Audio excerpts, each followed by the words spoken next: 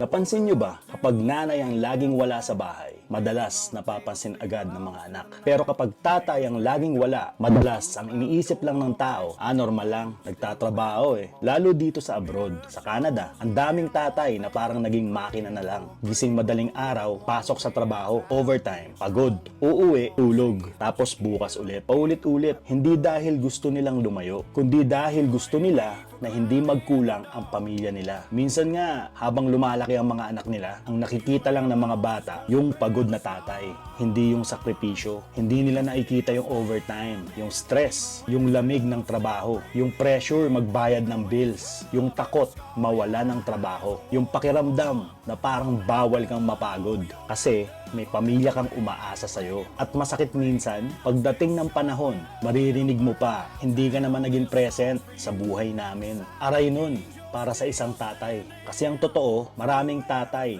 ang absent physically. Pero lahat ng ginagawa nila para rin sa mga anak nila. Hindi lang talaga nila alam kung paano i-balance minsan. Kasi habang bata pa ang mga anak, ang iniisip ng tatay, kailangan kong kumayod. Pero paglaki ng mga anak, dun mo marirealize, habang binubuo mo yung future nila, unti-unti ka namang nawawala sa memories nila. At alam mo, ang pinaka nakakalungkot, maraming tatay hindi marunong mag-explain ng nararamdaman nila. Hindi sila iiyak, hindi sila magrarant, tahimik lang yan. Pero minsan, pag mag-isa na yan sa sasakyan o nasa trabaho, dun nila naiisip lahat. Worth it ba lahat ng pagod ko? Maiintindihan kaya nila? Alang araw, nagkulang ba ako bilang tatay? Kaya ngayong Father's Day, baka pwedeng yakapin din natin ang mga tatay natin. Kasi maraming tatay, hindi perfect. Pero tahimik lang silang lumalaban, araw-araw, para lang mabigyan ng maayos na buhay ang pamilya nila.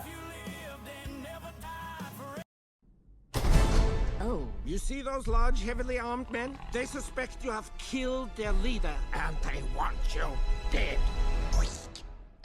Quick? Okay, action! Buddy? What's his name? Just...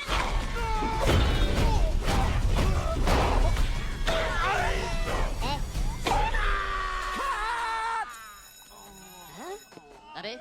That was perfect!